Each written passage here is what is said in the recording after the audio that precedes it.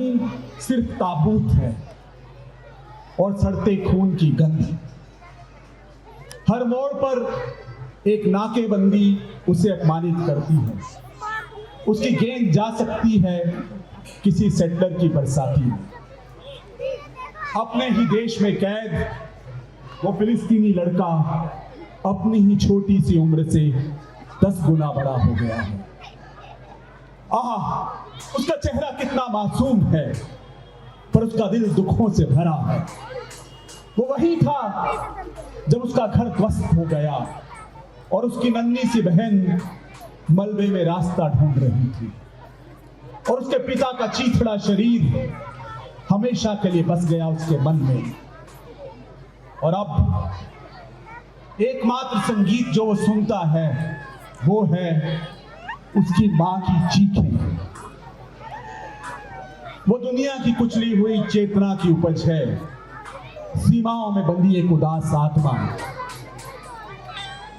क्या आपने ही गुलाब की महक की चाहत पाप है? वो पूछता है। क्या आपने ही गुलाब की महक की चाहत पाप है?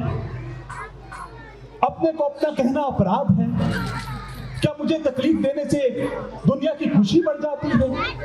क्या धरती फट जाएगी अगर मैं अपने हिस्से की जमीन चोट लूं? शुक्रिया। साथियों, आवाम सभा के लिए हम कामरेड राजवीर सिंह को अध्यक्षता के लिए आमंत्रित करते हैं। कामरेड राजवीर सिंह मंच पर आए। अच्छी बात है कि हमारे बीच हमारी पार्टी सीपीआई के पोलिट ब्यूरो के सदस्य और ऑल इंडिया किसान सभा के अध्यक्ष कामरेड अशोक धवले जी हैं, जो हमारे मुख्य वक्ता भी हैं और हमारे नेता भी हैं, मार्गदर्शक भी हैं। तो हम जो है गाजियाबाद जिला कमेटी की तरफ से अनुरोध करते हैं कि कामरेड अशोक धवले जी मंच पर आने का कष्ट करें। हमारे बीच CITU राज्य कमेटी के अध्यक्ष कामरेड वीरेंद्र गौड़ जी हैं। हम उनसे अनुरोध करते हैं कि मंच पर आने का कष्ट करें। कामरेड अनुराग सक्सेना जी महामंत्री CITU राज्य कमेटी, हम उनसे अनुरोध करते हैं कि मंच पर आने का कष्ट करें। हमारे बीच पार्टी के राज्य के सचिव कामरेड KM तिवारी जी हैं, हम उनसे अनुरोध करते हैं मंच पे आने का कष्ट करें। कामरेड पुष्पेंद्र ग्रेवाल जी राज्य कमेटी के सीनियर साथी और हमारे मार्गदर्शक हमारे बीच में है, बड़ी अच्छी बात है। हम उनसे अनुरोध करते हैं मंच पर आने का कष्ट करें। हमारे बीच आए हुए कामरेड वृंदा कराज जी, जो CPI परिवार का हो तो परिवार का नहीं। हमारे बीच महिला समिति की ऑल इंडिया की सेक्रेटरी कामरेड मरियम धवले जी हैं, हम उनसे अनुरोध करते हैं मंच पर आने का कष्ट करें। आज के सभा के अध्यक्ष जी और कोई और भी है यहाँ पे? हमारे मुख्य वक्ता कामरेड अशोक धवले जी, मंच पे उपस्थित सभी नेता और साथियों और तमाम फैक्ट्रियों से आए हुए साथियों, आज के 35 साल पहले वो है वहाँ यहाँ के कुछ लोकल गुंडों द्वारा आप जो जन नाटक मंच का और मजदूरों का साझा प्रोग्राम चल रहा था, तो हमारे कामरेड और कामरेड राम बहादुर जी को शहीद कर दिया गया। आज उनकी पुण्यतिथि पर हम शाहबाद एरिया कमेटी की तरफ से उनको श्रद्धांजलि अर्पित करते हैं। साथियों, अभी हमारे जिले के general secretary comrade GS Tiwari ji हमारे बीच में है, मैं उनसे कहूँगा आप अपनी बात रखें। आज की सभा के सभापति महोदय और हमारे बीच में बैठे पार्टी व CITU तथा महिला समिति, यहाँ के निवासी छात्र नौजवान, बच्चे, माताएं, बहनें, आप सभी यहाँ इसाम सभा में आए हैं। सबसे पहले हम अपनी जिला कमेटी की तरफ से आप सभी का सादर अभिनंदन करते हैं और उम्मीद करते हैं कि आप साथी सदैव हमारे बीच इस तरह से हौसला अफजाई करते रहेंगे, कार्यक्रम में शिरकत करते रहेंगे, जिससे हमारा कार्यक्रम सफल हो। साथियों, अभी हमारे अध्यक्ष कामरेड राजवीर सिंह ने बताया है और आप सभी साथी जानते हैं, ये 35वां शहादत दिवस कामरेड सफदर का है। यहीं पर इसी जगह, इसी कोने में कामरेड सफदर हमारे बीच, हमारे संगठन के लिए, हमारे लिए, हमारे आंदोलन को प्रेरित करने के लिए, हमारे आंदोलन का सपोर्ट करने के लिए नुक्कड़ नाटक खेल रहे थे। अपनी टीम को लेकर तमाम महिलाएं और बच्चे भी उनके साथ थे, बच्चियां थी। लेकिन यहाँ पर यहाँ के कुछ गुंडा एलिमेंट, यहाँ के खुरापाती तत्व नहीं रहे। अब ये मुकेश शर्मा, आप सभी साथी जानते हैं, कोई नाम लेने में गुरेज नहीं है। वो चाहे भाजपा हो, चाहे कांग्रेस हो, ये गुंडे सांपनाथ और नागनाथ है। हमें इनसे सावधान रहना होगा। उस समय जब CITU का आंदोलन चरम पर था, गाजियाबाद का आंदोलन बुलंदियों पर था, तब इनके बाहें तन रही थी कि हम CITU के आंदोलन को कुचल देंगे, CITU को खत्म कर देंगे, संगठन को खत्म कर देंगे, मजदूर आंदोलन खत्म कर देंगे। नहीं हुआ ऐसा। करने की कोशिश किया उन्होंने। हमारे तमाम साथी अपना बलिदान दिए, शहीद हुए मजदूरों के लिए। लेकिन ये गुंडा एलिमेंट यहीं पर नुक्कड़ नाटक खेलते समय कामरेड सफदर की हत्या कर डाले। कामरेड राम बहादुर जो CM के एम्प्लॉय हुआ करते थे, कैजुअल वर्कर थे, उनको भी मार डाले। यही कोने गेट के बगल कोने वाला मकान है। सन 89 से आज तक हम उनकी शहादत दिवस मनाते हैं। शहादत दिवस इसलिए मनाते हैं, केवल इसलिए नहीं कि हम आम सभा में आए और उठ के चल दिए, गलत। हम इसलिए मनाते हैं कि जो CITU का आंदोलन था, जो चल रहा था, लगातार चले और चलता रहे और चल रहा है। आप लोग इसके मिसाल है। इन्होंने CITU को कुचलने की कोशिश किया, मजदूरों को कुचलने की कोशिश किया, संगठन को खत्म करने की कोशिश किया, लेकिन नहीं हुआ इनसे।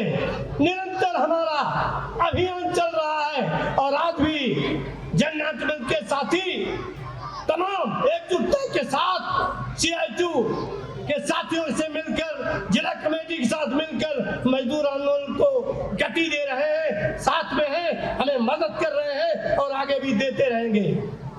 आप साथी समझते हैं कि आंदोलन खत्म हो गया? नहीं, ये आंदोलन निरंतर चलते रहना चाहिए। सच्ची शहादतें होगी कि तमाम केसों पर, जहां पर पहले की तरह कुछ यहाँ पर आज जो RSS की रिमोट पर चलने वाली भाजपा सरकार है, ये मोदी और अमित शाह, इन गुंडों की जोड़ी क्या किया इन्होंने? 2021 से ही जो हमारे 44 श्रम कानून होते थे उसको खत्म कर दिया। मजदूरों के साथ घिनौना किए, जिस तरह इन्होंने किसानों के साथ किया। 3 काले कानून ले आके आपके सामने है। 13 महीने तक आंदोलन चला, लगभग 8 से किसान शहीद हुए। लेकिन CITU का अगुवाई में किसान आंदोलन इतना बड़ा चला कि सरकार को, मोदी सरकार को घुटने टेकने पड़े और इन्होंने ये जो काले कानून बनाए थे उसको वापस लिया। मजदूरों के साथ इन्होंने यही किया। ट्रेड यूनियन आंदोलन पे देखिए, जो हमारे 44 श्रम कानून होते थे, इन्होंने सबको खत्म कर दिया। दत्ता बताया 4 कोड बिल ले आए। सोच लीजिए मजदूरों के साथ घिनौना कितने हित हो रहे हैं। क्या हमारे ट्रेड यूनियन महासंघ की अगुवाई में, CITU की अगुवाई में तमाम ट्रेड यूनियन मिलकर तय किए कि हम इस मोदी के उल्टे जो काले कानून है मजदूरों के लिए, जो एक धोखा है, छलावा है, हम उसको कामयाब नहीं होने देंगे। हमारे 44 इस कानून लागू रहेंगे और आज भी लागू नहीं कर पाए, अपना कोड बिल नहीं लागू कर पाए और आगे भी नहीं करने देंगे। तो हमारा ये कहना है कि साथी लामबंद हो, पूरे साहिबाबाद क्षेत्र के जो उद्योग क्षेत्र के साथी हैं, पूरी गाजियाबाद के जितने क्षेत्र के लोग हैं, सब एकजुटता का परिचय दे, हर गेट पर लाल झंडा लगे, एकजुट हो, आंदोलन करें। CI2 के मार्गदर्शन में हम लोग आगे काम करेंगे, आंदोलन करेंगे। इस मोदी के मजदूर विरोधी कानून को लागू नहीं होने देंगे। मोदी और अमित शाह को इनके मंसूबों में कामयाब नहीं होने देंगे। सच्ची श्रद्धांजलि ये है कि तमाम गेटों पर झंडा लगे, हमारी सदस्यता बढ़े, तमाम जगह CI2 का झंडा लहराए और एकजुट होकर हम आंदोलन करें, आगे बढ़े। यही सच्ची श्रद्धांजलि होगी। तो साथियों, हमारे बीच में हमारे तमाम शिक्षक साथी, हमारे नेता साथी हैं और हमें दिशा देंगे। हम यही आप सभी से अनुरोध करते हैं कि अपनी लय बनाकर एकजुटता का परिचय देते हुए आगे बढ़े और आंदोलन में शरीक हो। सरकार के गलत मंसूबे जो मजदूर विरोधी हैं उसको कामयाब नहीं होने देंगे। इनकलाब जिंदाबाद।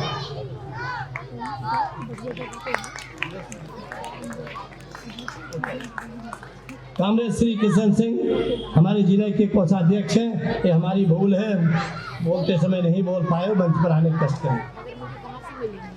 साथी 2-4 नारे लगाएं और नेता साथी हमारे बोले, इससे पहले आप 2-4 नारे लगाएं। बच्चे शांति का दान दें। इनकलाब जिंदाबाद, CI2 जिंदाबाद, मजदूर एकता जिंदाबाद, लाल झंडा जिंदाबाद। सरदार राम बहादुर के हत्यारों का नाश हो। कांग्रेस सरदार अमर रहे, कांग्रेस राम बहादुर अमर रहे। इनकलाब जिंदाबाद। दुनिया के मजदूरों एक हो, दुनिया भर के मेहनत कशों एक हो।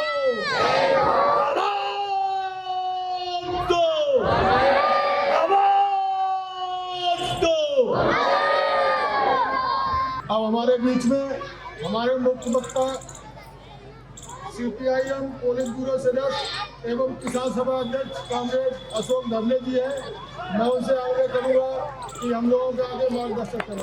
आज के इस सभा के अध्यक्ष कामरेड राजवीर सिंह जी, मंच पर बैठे हुए KM तिवारी जी, पुष्पेंद्र ग्रेवाल जी, अनुराग सक्सेना जी, GS तिवारी जी, CI2 के नेतागण, जनवादी महिला समिति की मरियम धवले, हमारे दिल्ली की जनवादी महिला संगठन के नेता आशा शर्मा जी, मेमुना मोल्ला जी, हमारे जननाट्य मंच के सभी साथी, खास करके माला हाशमी जी, कौमिता जी, डॉक्टर ब्रजेश शर्मा जी, सुधनवा देशपांडे जी, मजमा के हमारे सभी कलाकार और आज यहाँ पर आए हुए मेरे सभी साथियों, बहनों और भाइयों और मेरे प्यारे छोटे छोटे बच्चे जो आगे यहाँ बैठे हैं। साथियों, आज सबसे पहले 1 जनवरी 2024 का साल शुरू हुआ है। नए साल की मुबारकबाद और शुभकामनाएं आप सभी को मैं देना चाहता हूं। लेकिन साथियों, ये शुभकामना देते वक्त 1989 से लेकर इस बात को हम कभी नहीं भूल पाएंगे कि ये 1 जनवरी का दिन ये सिर्फ खुशी का दिन नहीं रहा, ये सिर्फ आनंद मनाने का दिन नहीं रहा, क्योंकि इसी इलाके में 1 जनवरी को 1989 में कॉमरेड सफदर हाशमी और कॉमरेड राम बहादुर, इनके ऊपर गुंडों ने हमला किया इसी 1 जनवरी को, और उसके बाद हमारे ये 2 शहीदों का दूसरे दिन देहांत हुआ। आज उस दिन को 35 साल पूरे हो गए। कॉमरेड सफदर हाशमी की उम्र कितनी थी जब उनकी शहादत हुई? उनकी उम्र थी 35 साल, और आज उनके शहादत को 35 साल पूरे हो गए। इसको हमको ध्यान में रखना चाहिए। इतना ही नहीं, आज और एक बात हमें यहाँ जिक्र करनी होगी, जिसके सफदर हाशमी जी, जिसके एक संस्थापकों में से एक थे, जननाट्य मंच का आज 51 साल उनका जीवन का खत्म हुआ। जन्म का 51 साल आज पूरे होते हैं, जिनका जन्म 1973 में हुआ था।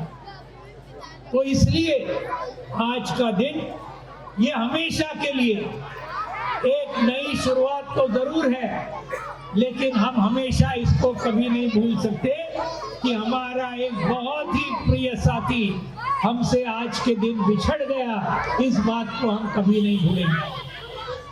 साथियों, कॉमरेड सफदर हाशमी जी, इनके साथ करीबन 10 साल, बहुत ज्यादा करीबी से नहीं, लेकिन कुछ हद तक उनके साथ संपर्क का मौका मुझे मिला। ये मैं मेरा भाग्य समझता हूँ। उस जमाने में सफदर, हमारे साथ कई दूसरे साथी स्टूडेंट्स फेडरेशन ऑफ इंडिया के अंदर हम लोग काम करते थे। सफदर दिल्ली में थे, हम महाराष्ट्र के अंदर काम करते थे, और उस वक्त हमें आज भी वो याद है, विठल भाई पटेल हाउस में 22 नंबर का कमरा, जो एसएफआई का केंद्रीय कमेटी का कार्यालय हुआ करता था। पुराने साथी इसको जरूर याद करते होंगे। जैसे दिल्ली पार्टी का 14 नंबर था विठल भाई पटेल हाउस में, वैसे एसएफआई का केंद्रीय कार्यालय ये 22 नंबर ये ग्राउंड फ्लोर के अंदर था। और उसमें हमें याद है, सफदर हाशमी पहली बार हमसे मिले। सफदर हाशमी जी के साथ और कई लोग हमसे मिले। उनमें से एक का जरूर जिक्र करना चाहिए, और वो नाम है कॉमरेड प्रबीर पुरकायस्थ का नाम, जो उस वक्त हमारे जैसे एसएफआई के अंदर वो भी हमारे जैसे साथी थे। आज प्रबीर पुरकायस्थ, जो उसी वक्त इमरजेंसी के दौरान इनको कांग्रेस सरकार ने जेल में डाला था, आज प्रबीर पुरकायस्थ को ये बीजेपी के सरकार ने फिर से जेल में डाला है। न्यूज क्लिक के संस्थापक, न्यूज क्लिक के अपने जो संस्थापक और संपादक आज जेल के अंदर है, जो सफदर के साथ, हमारे सब के साथ उस वक्त एसएफआई का काम हम लोग सब एक साथ मिलकर कर रहे थे। उसकी तरफ हम आएंगे बाद में, लेकिन आज जब सफदर हाशमी जी के शहादत के बारे में जब हम बात करते हैं, सफदर हाशमी ये सांस्कृतिक क्षेत्र के अंदर बहुत बड़ा उनका योगदान था, इसमें कोई दो राय नहीं। नुक्कड़ नाटक के जो कलाकार थे, जो संस्थापकों में से थे, उनमें से सफदर हाशमी एक बहुत बड़े हस्ती थे, इसमें भी कोई दो राय नहीं। लेकिन सफदर हाशमी का दूसरे भी कई पहलू थे। उन्होंने बच्चों के लिए किताब लिखे, उन्होंने बच्चों के लिए कविताएं लिखी, जो बड़े बड़े नाटक तो लिखे ही, लेकिन बच्चों को आज मद्देनजर रखते हुए भी सफदर हाशमी ने बहुत अच्छा साहित्य को लिखा। इसको हमको ध्यान में रखना चाहिए। लेकिन सफदर हाशमी जी का सबसे महत्वपूर्ण अगर बात कुछ होगी, पूरी अपनी 35 साल के जिंदगी में अन्याय के खिलाफ में वो लड़े। अत्याचार के खिलाफ में वो लड़े, असमानता के खिलाफ में वो लड़े। हमारे जो मेहनत कश मजदूर हो, किसान हो और हमारे बाकी सभी जो मेहनत कश जनता है, महिलाएं हैं, छात्र हैं, नौजवान हैं, खेत मजदूर हैं, इनके लिए अच्छा जीवन हो, इसलिए सफदर हाशमी लड़े। और उसके साथ इस देश में लोकतंत्र की हिफाजत हो, इस देश में धर्मनिरपेक्षता की रक्षा हो, इसलिए भी सफदर हाशमी ने अपना पूरी जिंदगी को उन्होंने बिताया।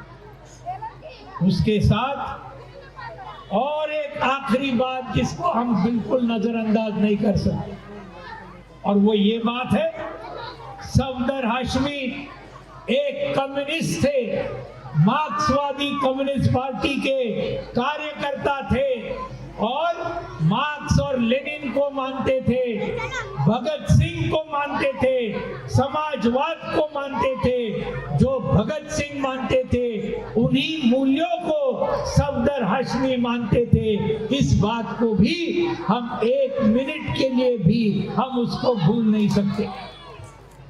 इसलिए आज सफदर हाशमी जी के बारे में बोलते हुए सबसे पहले आज जननाट्य मंच ने जो बहुत ही अच्छा प्रभावशाली नया नाटक यहाँ पर उन्होंने पेश किया, हमारे मजमा के कलाकारों ने जो बहुत अच्छे गीत यहाँ पर पेश किए, मैं आप सभी को पहले दरख्वास्त करना चाहता हूँ, हमारे जन्म के सभी साथियों को और मजमा के कलाकारों को जोरदार तालियों के साथ इनका हम अभिनंदन करें, इनका हम वहाँ बधाई दें, क्योंकि आज खास करके जन्म का जरूर हम जिक्र करेंगे। 51 साल तक एक ऐसी संस्था की जो एक सांस्कृतिक क्षेत्र के अंदर काम कर रही है, 51 साल में कभी भी ये जन्म संस्था बंद नहीं हुई, लगातार चलती रही। पुराने साथी कोई निवृत्त हो गए, लेकिन आज जैसे आपने देखा कई हमारे नए, हमारे लड़के, हमारी लड़कियां ये जन्म के अंदर आज उसका एक नए किस्म से आज अच्छी तरीके से काम कर रहे हैं। तो ये बात हमको जरूर ध्यान में रखना चाहिए। साथियों, एक चीज हम कभी भूल नहीं सकते, ये 1989 के अंदर जब 1 जनवरी को ये हमला हुआ, 2 जनवरी को सफदर हाशमी का देहांत हुआ, उस वक्त हमें याद है हम लोग सब त्रिवेंद्रम में थे। मार्क्सवादी कम्युनिस्ट पार्टी की 13वीं कांग्रेस त्रिवेंद्रम यानी केरल के राजधानी में हो रही थी, और उस वक्त हमें इसके बारे में ये जानकारी हुई कि दिल्ली के अंदर यहाँ सईबाबाद में ये हमला हुआ और सफदर हाशमी और राम बहादुर इनके ऊपर बहुत बड़े पैमाने पर आज ये हमला हुआ था। बहुत हमको उस वक्त बहुत ही धक्का लगा और दूसरे दिन उनका देहांत हुआ, लेकिन एक जो घटना हुई उसके दूसरे दिन ये घटना पूरा देश कभी नहीं भूलेगा। हम तो कभी नहीं भूलेंगे जो उसके जानकार हैं, लेकिन दूसरे दिन ये जो हल्ला बोल का नाटक ये गुंडों ने अपने हमले से आधा छोड़ दिया था, अगले दिन हमारे जन्म के साथी उसी जगह में आए और वो हल्ला बोल का नाटक उन्होंने पूरा किया, और ये पूरे करते वक्त सफदर हाशमी जी की पत्नी माला हाशमी एक दिन के बाद अपने खुद के पति का देहांत होने के बाद उस नाटक के अंदर माला हाशमी जी ने उस नाटक में हिस्सा लेकर उसको पूरा किया। ये बात ये पूरे जन्म को कभी नहीं भूल जाएंगे, पूरा देश नहीं भूलेगा, पूरा सांस्कृतिक आंदोलन कभी नहीं भूलेगा, इस देश का जनवादी आंदोलन इस किस्से को कभी नहीं भूलेगा। साथियों, आज यहाँ एक बात करना है, जिस मूल्यों के लिए सफदर हाशमी लड़े, आज इन सब मूल्यों के ऊपर एक बहुत संगठित रूप से पिछले 10 साल से जबरदस्त हमला हो रहा है। ये हमें ध्यान में रखना होगा। और ये हमला कोई मामूली हमला नहीं है। ये हमला आज पूरे जनता के ऊपर बहुत ही जबरदस्त किस्म का हमला है।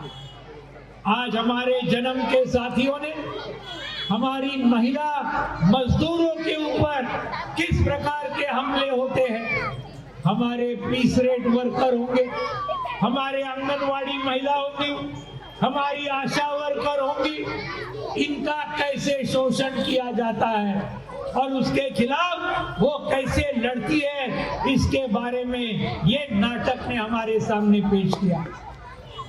लेकिन जो आज के सत्ताधारी है, बीजेपी आरएसएस के, जिन्होंने घोषणा दी बेटी बचाओ बेटी पढ़ाओ, आज का खबर, आज का अखबार क्या खबर देता है? आज के अखबार में खबर है वाराणसी के बारे में।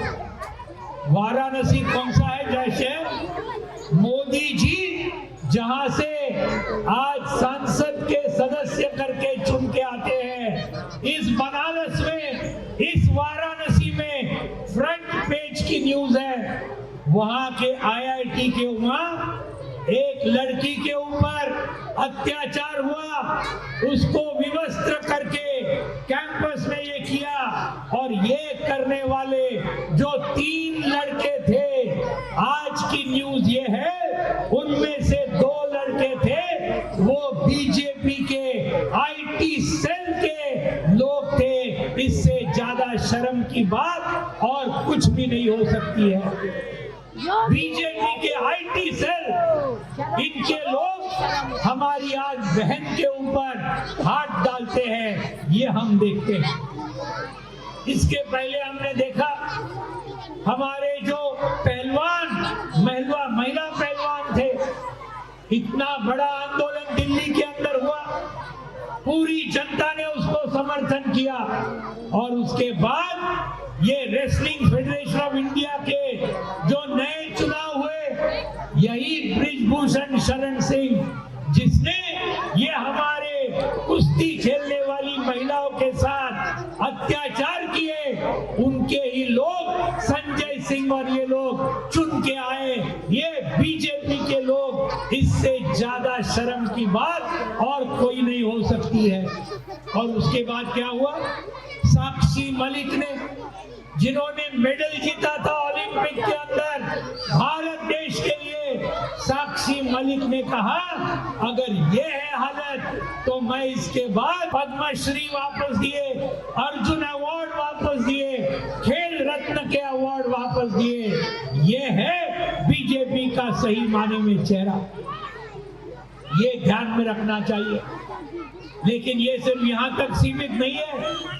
योगी आदित्यनाथ उत्तर प्रदेश के मुख्यमंत्री, इनके राज्य के अंदर हाथरस में क्या हुआ, उन्नाव में क्या हुआ, दलित महिलाओं के ऊपर अत्याचार करके, बलात्कार करके करने वाले कौन थे? बीजेपी के वहां बड़े बड़े नेता, वहां के विधायक, ये सब इनके ऊपर अत्याचार किए, और ये दलित महिलाओं के ऊपर बलात्कार करने के बाद उनको मार डाला। ये है बीजेपी का महिलाओं के प्रति काम करने का तरीका। और बोलते क्या है? बेटी बचाओ बेटी पढ़ाओ, ये है इनका तरीका। लेकिन इससे और ज्यादा 2 बातें ये हम करना चाहते हैं। मणिपुर में क्या हुआ? मणिपुर में क्या हुआ? कुछ महीने पहले 2 महिलाएं, हमारी आदिवासी महिला, इनको विवस्त्र करके इनको पूरे रास्ते पर वहां पर किया, और वहां उनमें से एक के ऊपर बलात्कार किया, सामूहिक बलात्कार। ये सब किया मुख्यमंत्री कौन से पार्टी का था? बीरेन्द्र सिंह। ये बीजेपी का मुख्यमंत्री, प्रधानमंत्री भी बीजेपी का, गृह मंत्री भी बीजेपी का, और ये बोलते हैं बेटी बचाओ बेटी पढ़ाओ। और मणिपुर में हमारी महिलाओं के ऊपर ये अत्याचार वहां पर अभी 2-3 महीने पहले होते हैं। लेकिन सबसे बुरी बात, इन सबसे बुरी बात गुजरात में हुई। और गुजरात में क्या हुआ? बिल्किस बानो का केस आप जानते होंगे। बिल्किस बानो एक मुसलमान महिला, 2002 के दंगे फसाद में बड़े पैमाने पर ये सब 2000 बेकसूर लोग मारे गए, सैकड़ों महिलाओं के ऊपर अत्याचार हुए। उनमें से एक थी बिल्किस बानो। क्या उम्र था उनका 2002 में? 21 साल की लड़की, एक बच्ची की मां और 5 महीने पेट पर।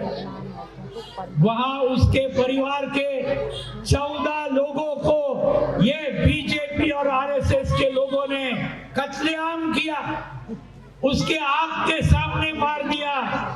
ये बिल्किस बानो की 3 साल की बेटी को उसके सामने उसके ऊपर पत्थर डालकर खत्म किया, उसको मार डाला।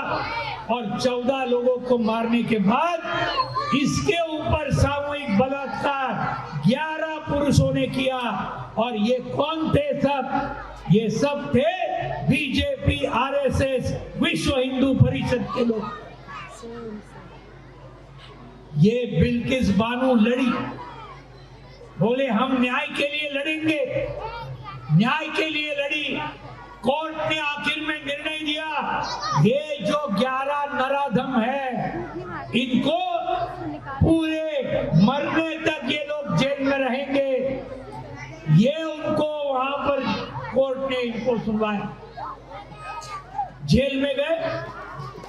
लेकिन अमृत काल की बात करने वाले मोदी जी, अमृत काल की बात करने वाले अमित शाह, पिछले साल जब भारत के आजादी का अमृत महोत्सव था, तब 15 अगस्त 2022 को ये जो 11 नराधम है जिन्होंने 14 लोगों को मार डाला, बिल्किस बानो के बेटी को मारा, उसके ऊपर बलात्कार किया, गुजरात के बीजेपी सरकार ने मोदी सरकार के आशीर्वाद से ये 11 लोगों को रिहा कर दिया जेल में से। और वो गए और गांव में बीजेपी, आरएसएस के, विश्व हिंदू परिषद, बजरंग दल के लोगों ने पेड़ा बांटकर इनका स्वागत किया। इनको आज फूल माला पहनाकर इनका स्वागत किया।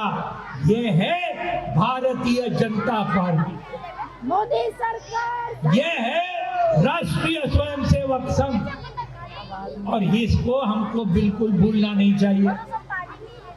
आज मजदूर हो, किसान हो, हर एक के ऊपर आज नए नए किस्म से आज बड़े हमले हो रहे हैं। और ये हमले हम देखते हैं महंगाई के रूप में। आज ये मोदी सरकार आई तब पेट्रोल और डीजल के दाम 1 लीटर के पीछे 40 से 45 रुपए तक थे। आज दाम कितने हुए? पेट्रोल डीजल के कितने हुए? आज हुए 95 रुपए से लेकर 110 रुपए तक। इतनी महंगाई बढ़ी। और आप जानते हैं एक बार डीजल के दाम बढ़ाए तो हर चीज के दाम बढ़ते हैं और हर चीज की महंगाई ये बढ़ती है, ये हमको याद है। उज्ज्वला गैस की बात की, उस वक्त 10 साल पहले 400 रुपए में एक गैस सिलेंडर मिलता था। आज गैस सिलेंडर की कीमत कितनी हुई? आज हो गई 1100 से 1200 रुपए, यानी तिगुना बढ़ा हमारे गैस की कीमत। ये हमको ध्यान में रखना चाहिए। और ये बोलते हैं ये है अच्छे दिन, बहुत अच्छे दिन है ना। 400 रुपए के 1200 रुपए हो गए, 45 रुपए डीजल पेट्रोल के 110 रुपए हो गए। बहुत अच्छे दिन आए लोगों के, ये ध्यान में रखना चाहिए। भूख के बारे में बड़ी बड़ी बातें करते हैं, लेकिन पूरी दुनिया के अंदर सभी देशों में आज के दिन भारत का भूख में क्रमांक कितना है? दुनिया के 125 देशों के अंदर भूख के अंदर भारत का क्रमांक है 111 नंबर। 111 नंबर। इसका मतलब क्या? भारत से ज्यादा भूखे देश कितने हैं? सिर्फ 14 देश है। और भारत से कम भूखे देश कितने हैं? हमारे ऊपर के 110 देश, ये हमसे कम भूखे हैं, हमसे ज्यादा सिर्फ 11 देश। ये है सच्चाई, जिस सच्चाई को हमको देखना चाहिए। और आज ये जनता के ऊपर ये सब हमले, और दूसरी जगह आज बढ़ कौन रहा है? मोदी जी के बहुत अच्छे दोस्त गौतम अदानी, मुकेश अंबानी, बाकी सभी बड़े बड़े उद्योगपति, इनकी संपत्ति बढ़ रही है, आपकी और हमारी संपत्ति घट रही है। एक ऑक्सफैम नाम का रिपोर्ट आया इसी साल की शुरुआत में, और क्या कहा उसके अंदर? उन्होंने कहा भारत के 1% जो लोग हैं सबसे अमीर, इसको ध्यान में रखिए साथियों, 1% सबसे अमीर लोग, इनके हाथ में भारत की 40% संपत्ति 1% लोगों के हाथ में है। सबसे अमीर 10% लोगों के हाथ में कितनी संपत्ति है देश की? 72% संपत्ति 10% लोगों के हाथ में भारत की 72% संपत्ति है। और आपके हाथ में कितनी है? जो निचले 50% जनता, 140 करोड़ की आबादी है, उनमें से 70 करोड़ जिसके अंदर ये हमारे असंगठित मजदूर आते हैं, इसके अंदर किसान आते हैं, इसके अंदर खेत मजदूर आते हैं, ये 70% लोग, इनके हाथ में देश की सिर्फ 3% संपत्ति, 50% के हाथों में 3% संपत्ति। यह है आज की सच्चाई। इसलिए कौन बढ़ रहा है? मुट्ठी भर के लोग बढ़ रहे हैं, इसको ध्यान में रखना चाहिए। और इसलिए ये पूरी जो नीतियां हैं, इसके खिलाफ लड़ने की काम है। शिक्षा का सवाल, रोजगार का सवाल, आज बेरोजगारी, हमारे नाटक ने बताया कितनी बेरोजगारी बढ़ी है पूरे देश में। तो ये सब हमको ध्यान में रखना होगा। इससे और ज्यादा 2-3 बातें बहुत संक्षिप्त में रख के पूरा करूंगा।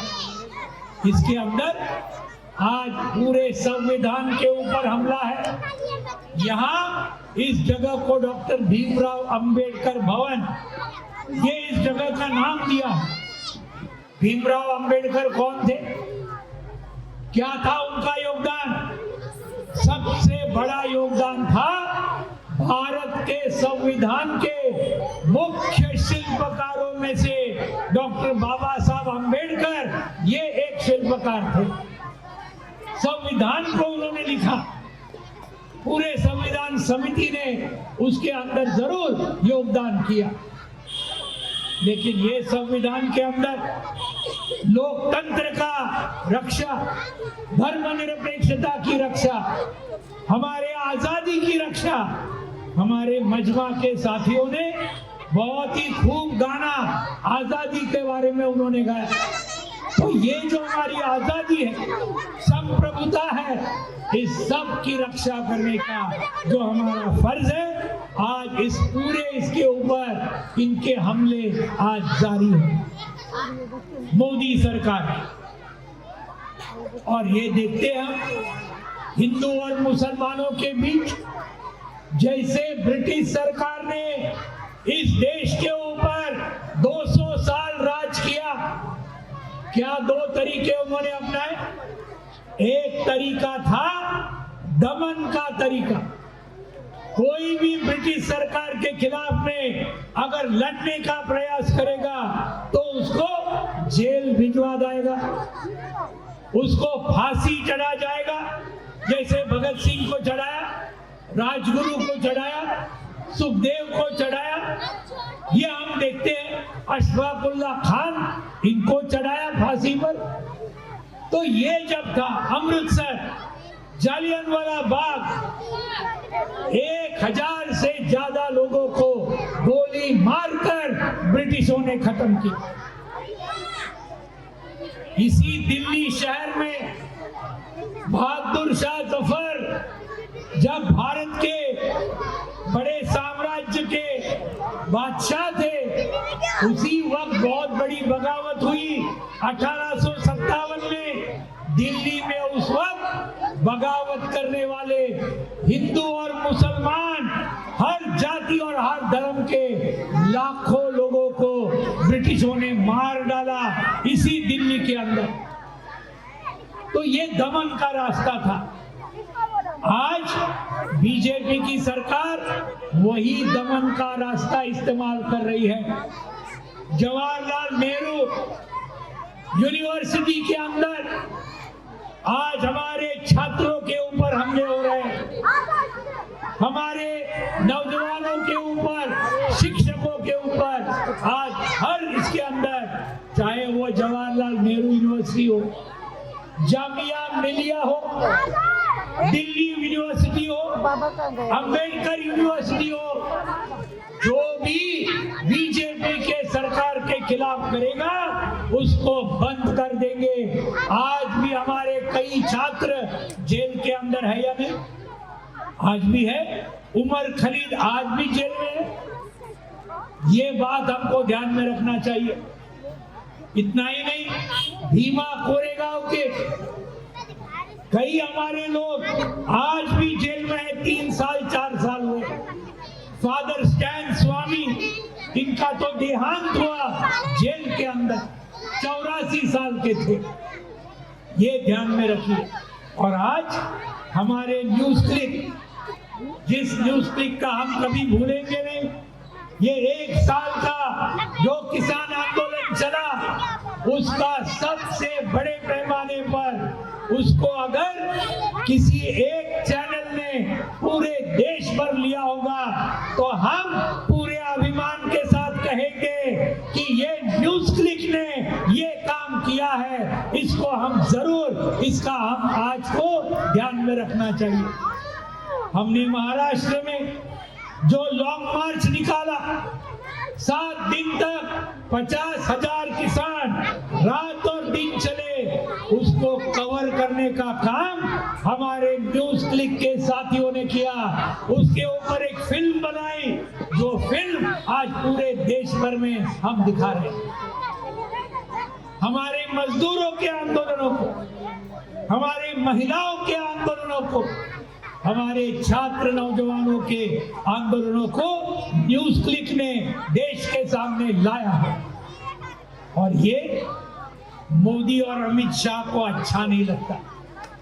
इनको तो सिर्फ चमचे लोग लगते हैं, जो चमचेगिरी करते हैं। ये लगते हैं सरकार के खिलाफ कुछ मत बोलो, फिर हम विज्ञापन देंगे, फिर हम आपको बाकी सब बख्शीश देंगे, लेकिन जो सच्चाई बोलता है उसको जेल में डालेंगे। इसलिए प्रबीर पुरकायस्थ को आज जेल में डाला है। हमारे जो साथी इमरजेंसी के अंदर भी जेल में थे और आज बीजेपी सरकार के अंदर भी जेल में है, इस बात को ध्यान में रखना चाहिए। और दूसरा, ब्रिटिशों का तरीका क्या था? उसका तरीका था बांटो और राज करो, बांटो और राज करो, डिवाइड एंड रूल। वही ब्रिटिशों ने किया। हिंदू और मुसलमानों के बीच झगड़ा लगा दो, ये करके 200 साल तक हमारे देश के ऊपर इन्होंने राज किया। आज बीजेपी वही कर रही है। हिंदू और मुसलमानों के बीच आज उसके अंदर झगड़ा लगाओ, हिंदू और क्रिश्चियनों के बीच झगड़ा लगाओ, आदिवासी और बगैर आदिवासियों के बीच झगड़ा लगाओ, दलित और सवर्णों के बीच झगड़ा लगाओ, जाति जाति के बीच झगड़ा लगाओ। ये है बीजेपी की नीति, राज करने की नीति। और ये नीति के खिलाफ हमें लड़ना होगा। 2024 का चुनाव नजदीक आ रहा है। इस चुनाव के अंदर ये जो पूरी नीति इनकी, गरीबों को ज्यादा गरीब बनाने की, अमीरों को ज्यादा अमीर बनाने की और इस देश के संविधान को खत्म करने की, इसके खिलाफ हमें लड़ना चाहिए, इसके खिलाफ एकजुट होना चाहिए। और ये मैं आप सभी को, जो हमारे दिल्ली के साथी है, बहुत अच्छी तरीके से आपने अभी तक ये संघर्ष चलाया। हमारे CITU ने चला, हमारे जनवादी महिला समिति ने चलाए, हमारे SFI ने चलाए, DYFI ने चलाए, हमारे जन्म के साथियों ने एक सांस्कृतिक ये पूरे जागरण का काम बहुत बड़े पैमाने पर पूरे देश भर में किया। तो ये बहुत अच्छी बात है, इसको हम आगे लेके जाएंगे। एक आखिर में इसका जरूर जिक्र होना चाहिए जो डॉक्टर ब्रिजेश ने यहाँ कविता पढ़ाई, और वो है फिलिस्तीन के बारे में। फिलिस्तीन में आज ये इस्राएल के लोग 25,000 से ज्यादा लोगों को ये पिछले 3 महीने में कत्लेआम किया। 12 से 15,000 उनमें से बच्चे और महिलाएं ये फिलिस्तीन के इनको मार डाला। ये हमको ध्यान में रखना चाहिए। और ये इस्राएल के पीछे कौन है? कौन है इनके पीछे? अमेरिकी साम्राज्यवाद, इंग्लैंड, फ्रांस, जर्मनी, जापान, ये सब साम्राज्यवादी देश ये इस्राएल को पूरी तरीके से मदद कर रहे हैं बच्चों को खत्म करने के लिए, महिलाओं को खत्म करने के लिए। ये आज चल रहा है। लेकिन दुर्भाग्य की बात यह है कि आज तक फिलिस्तीन के पक्ष में भारत देश रहता था, लगातार रहता था। अभी इस बार भारत की सरकार किसका पक्ष ले रही है? जो बच्चों का खून करने वाले ये मोदी सरकार का पक्ष, नरेंद्र मोदी प्रधानमंत्री और उनका पूरा कैबिनेट किसको मदद कर रहे हैं? इस्राएल को मदद कर रहे हैं, जो मार रहा है बच्चों और महिलाओं को। अरे संयुक्त राष्ट्र संघ के जनरल असेंबली में प्रस्ताव आया कि यहाँ जो हमारे बच्चे मर रहे हैं, लोग मर रहे हैं, उनको बचाने के लिए मानवतावादी मदद इनको देनी चाहिए पूरे दुनिया ने। यही प्रस्ताव था। और इस प्रस्ताव को भी समर्थन देने का उनकी दानत ये मोदी सरकार ने नहीं दिखाई। इसके ऊपर ये न्यूट्रल रहे, तटस्थ रहे कि हम ये बाजू भी नहीं, वो बाजू भी नहीं। ये पैलेस्टाइन के बारे में ये जो चल रहा है, तो साथियों, इस सब के खिलाफ हम जरूर लड़ेंगे, लड़ना चाहिए। ज्यादा से ज्यादा लोगों तक हमको पहुंचना होगा। और ये पहुंचने के लिए एक अंत में जो एक संघर्ष की कुछ पंक्तियां आपके सामने रखना चाहता हूं। ये पंक्तियां हैं कॉमरेड फैज अहमद फैज की। बहुत बड़े शायर थे, कम्युनिस्ट शायर थे, जैसे सफदर हाशमी थे, जैसे भगत सिंह थे। और उन्होंने कहा, यूं ही हमेशा उलझती रही जुल्म से खल्क, यूं ही हमेशा उलझती रही जुल्म से खल्क। न उनकी रस्म नहीं है, न अपनी रीत नहीं, न उनकी रस्म नहीं है, न अपनी रीत नहीं। और आखिर में फैज अहमद फैज साहब कहते हैं, यूं ही हमेशा खिलाए हैं हमने आग में फूल, यूं ही हमेशा खिलाए हैं हमने आग में फूल।